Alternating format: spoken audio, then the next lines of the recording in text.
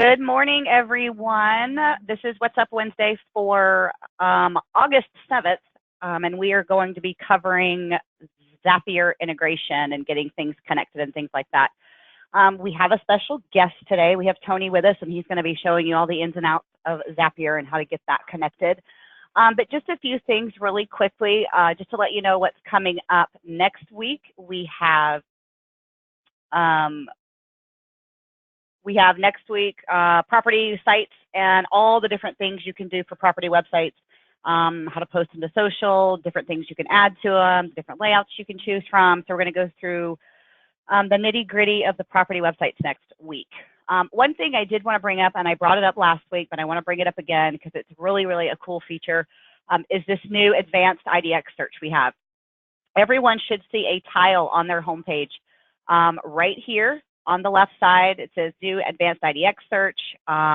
You've got to start today, which will take you right to the place to set it up in our system, or you can click on learn more to get some more information about it. Now, the good thing about this search is that it is super detailed as to the different kinds of search criteria you have on there. And I did pull up the example today, so I can show it to you now. Basically, it allows you to have the ability to let people search by waterfront features or high school districts, or all these different things that you can really get down into the details with. You'll see you do have the regular kind of normal basic search criteria right here, but then as you scroll down, you're going to see the more detailed features, waterfront features. You can search by subdivision, view type, pool features. The list could go on and on. If there is a specific feature that you're not seeing here, or specific search criteria that you're not seeing here, give us a call, because it may be one we can add for you. It just depends on the MLS as to what criteria they're sending. But you'll see when you sign up for the advanced search, you get this one, and then you also can search by listing ID, you can search by address, you can search by map search, and then you also have the basic search. So you've got lots of different avenues to let people search with as far as this advanced search goes. So just remember that you can go to the dashboard of your account to either set it up and start using it, or if you just want to learn some more about it, click on Learn More, and that will take you to the page that will give you some more information about the search. Okay. So now let's get started with the Zapier integration. I'm going to go ahead and hand everything over to Tony, and he's going to go through it all. And then, as usual, at the end, we can go through any questions we have. So, Tony, I'm handing it over to you. All right, I'm ready for you. Hang on.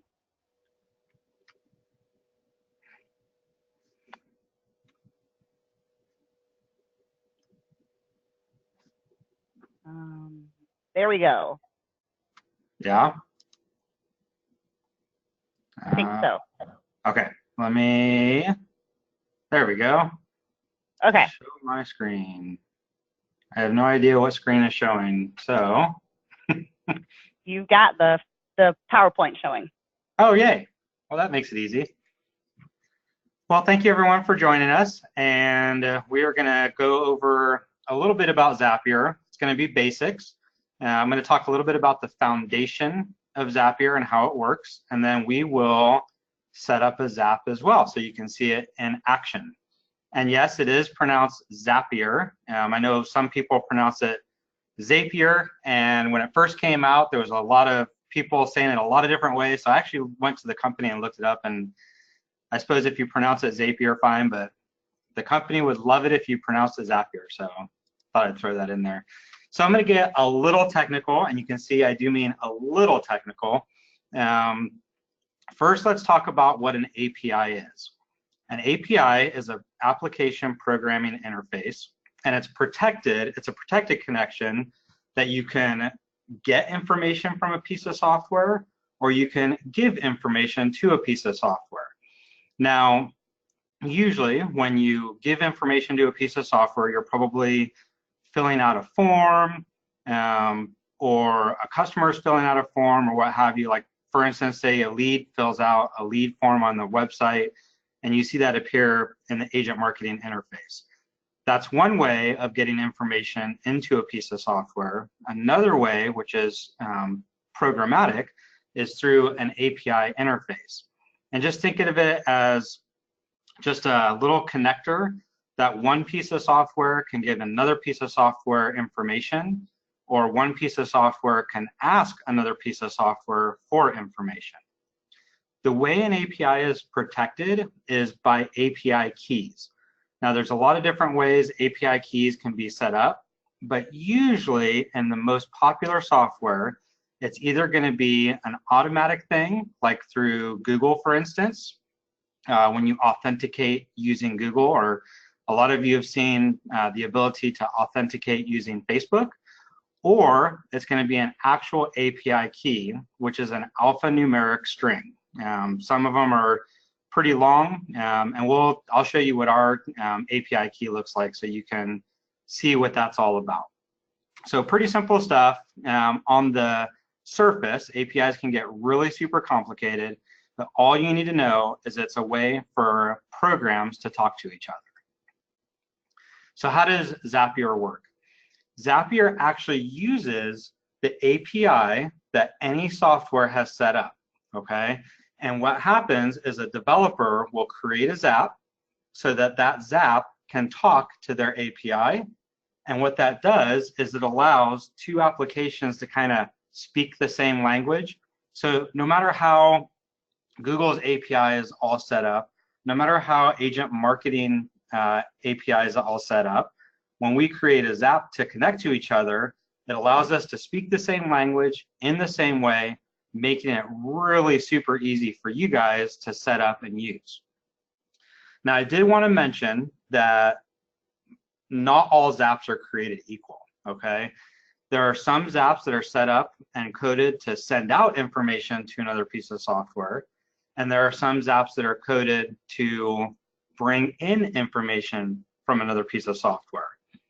Our particular Zap, the agent marketing Zap, is set up to do both. And a lot of companies, the bigger companies, you'll usually find that they're set up to do both as well. But just keep in mind that if you're trying to make connections, you may find that you can send out information from a particular piece of software, but it won't let you bring information back into that software. In that particular case, it might be a good idea to contact the creator of that software and say, hey, it'd be cool if you guys could add two-way communication to your Zap. And of course, that might be something they're already working on. So doing things, and this is where the fun stuff happens with Zapier, right? You have triggers, you have filters, and you have actions. Now, triggers and actions are something that if any of you have logged into Zapier to take a look at what it does and what you can do, it's pretty obvious, and they make it pretty obvious. Filters are not as obvious in their software. And I'm going to actually create a filter, because one of the best kept secrets, now as you know, with Zapier, every time your Zap does something, it produces a task.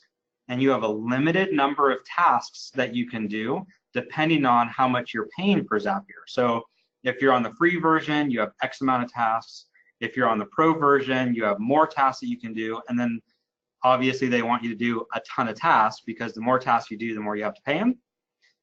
But one way to kind of limit that is to create a filter so that you're only charged a task, or it only counts against your tasks, if the entire Zap runs in accordance with your filter. And I'll go over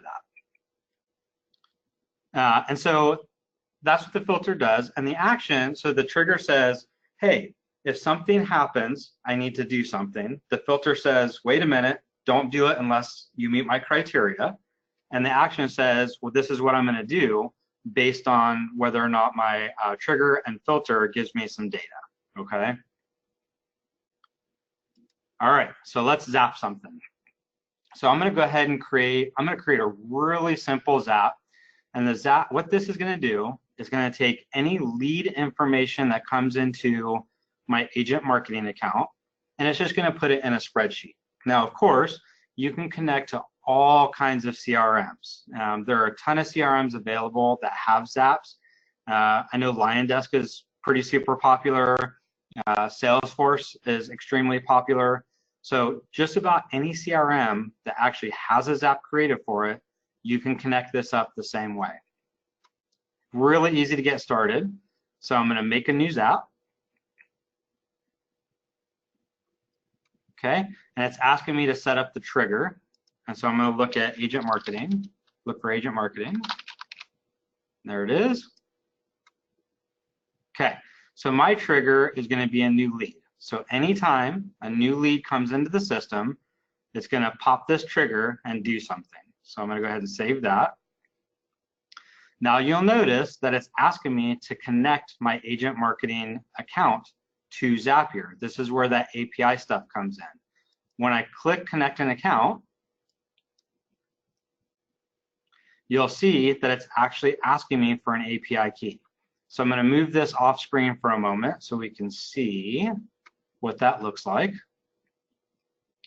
In the agent marketing account, I just click on the gear, go to account options,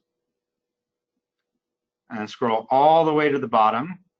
If you don't see a key here already, you can click create API access key and then click the new and it will create one for you. I already have one, so I'm going to use what's there. And I'll pop that into this field, click yes, continue, go back to Zapier, and you can see that it actually connected to my demo account. You can even do a test just to make sure that connection is communicating properly. And that succeeded, so I'll save and continue. I usually skip the wait on this because it can take some time. If you skip the wait on this, it will actually pull in a default. So see, I can continue with default sample. I'm gonna go ahead and do that. Now, you can see that it's asking for an action step. But before I do an action step, I want to set up a filter so that this the trigger only goes to an action if my filter is true or false or whatever I want it. So I'm going to add step, choose filter. And you can see it's only continue if. So I'm going to save and continue. The cool thing about this is you can set up all kinds of criteria based on what you're building the Zap upon. So let's say I'm just going to go first name, and I'm going to say does not contain, and we'll say Tony. So if I have a bunch of leads, and maybe you have spam that's coming in through your lead system, and you know there's a particular first name or an email address or part of an email address or something like that, and you don't want those being input into your CRM through the Zap, you can put a partial email address, whatever you want here. I'm going to click test and continue, and we'll say your Zap would have continued because my sample data doesn't have Tony as a first name. You can create all kinds of and statements, or statements, basically whatever you want. Just to give an example, I'm using Zapier so that every time a chat comes into our chat system, we log that chat. We have several groups of chat members. We have support, we have sales, we have marketing chat, all of that, right? So what was happening is I was using all my tasks within a couple of days. So what I did is I set a filter that it has to be a support related chat in order for it to log it for our reporting system. And my tasks went way down. So this can definitely save you on your reporting, and it could save you money as well. So I'm going to click on continue. Now I've got my filter in place and it wants that action step. So I'm going to go ahead and create the action step. And we're going to choose Google Sheets because every time a lead comes in, I want to enter it on my Google Sheets. And I'm going to do let's see, create a spreadsheet row. And you see it's asking me to connect an account. Same thing. It wants my API information.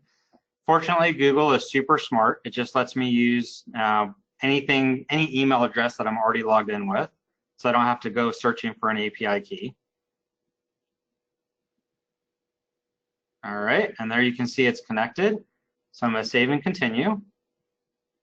Now I've already set up a spreadsheet in my Google Drive account called My Leads. The My Leads spreadsheet has just a few fields that I want to capture every time a lead comes in. All right, so now I have to choose my Google Drive because that's where I have my spreadsheet. And My Leads is the name of the spreadsheet that I wanted to connect with. And then the worksheet, I only have one worksheet, it's just sheet 1. I'll show you that. So you can see that's the worksheet, sheet 1. Once I've done that, now it pulls in the different fields from that sheet so I can connect them to the fields from the lead. So ID, let me refresh the fields because it's not taking them for me. There we go. All right, so let's look for ID. And so you'll notice that these are the fields from my spreadsheet, and I'm telling it what fields from the lead should be entered into the spreadsheet. So let's do date added, and then first name, last name, and you can see that the lead has lots of fields. I didn't add all those in there for sake of time, but you can add whatever you want in there. So last name, and then phone number, and then lastly, email address. All right, so now I've connected the fields from my spreadsheet to the fields from my lead. I can go ahead and continue. And you'll notice that there are various data already entered. This is the test lead that it pulled in so that we could test it to make sure that it's going to work properly. So as soon as I click Send Test to Google Sheets, what I should see is a new row with that information. So let's see if it works. Said it worked, and there it is. There's my lead information automatically entered into Google Sheets for me. So I can go ahead and finish that. It's going to ask you for a name. And we'll just say lead to Sheets and then turn it on.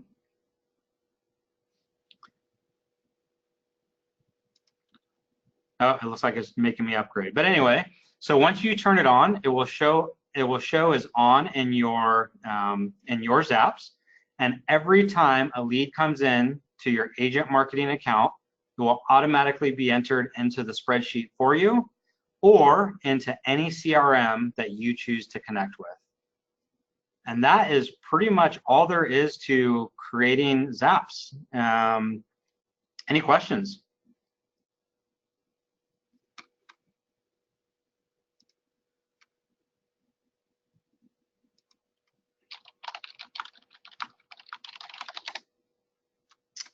Let me see here. I do see one question.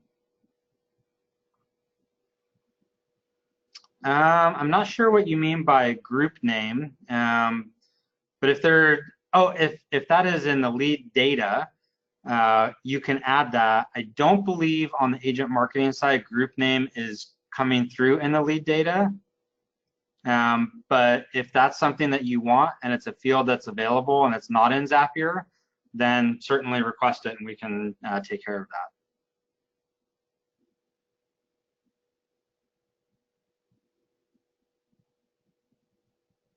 And I think Tara's wanting me to pass it over to her. Let me see if I can do that.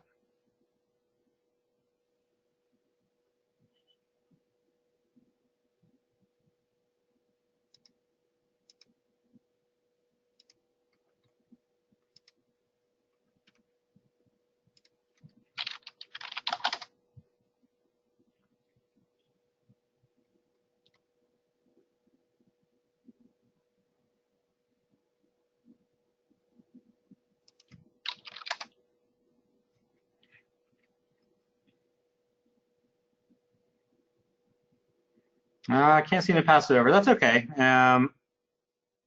Let's see.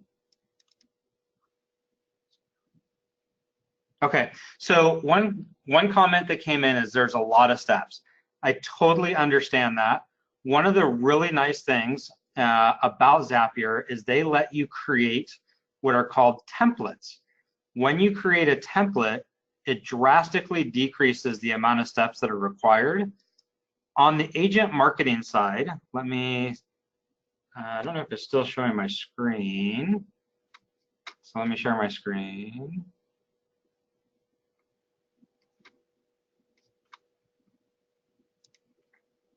Hold on just a sec, sorry.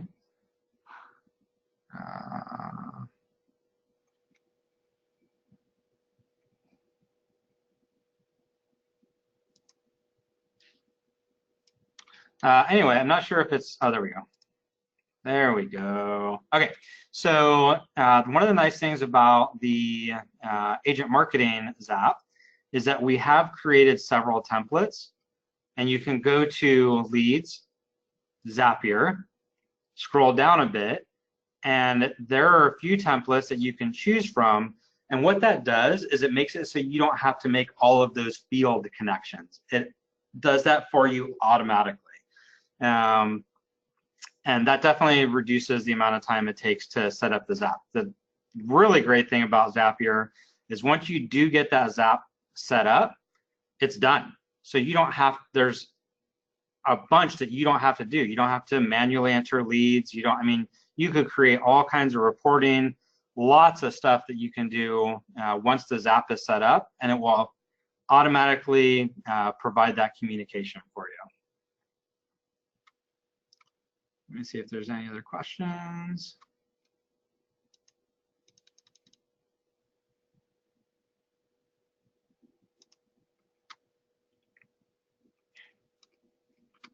Let's see here. I'm not familiar with Realty Juggler, so I'm not sure about the Zap, but I'll tell you what, if Realty Juggler has a Zap and you want us to create a template, throw us an email, help@agentmarketing.com. Let us know the Zap that is available, and we will see about creating a template. Creating templates on our side is usually pretty easy to do, so we'd be happy to do that for you.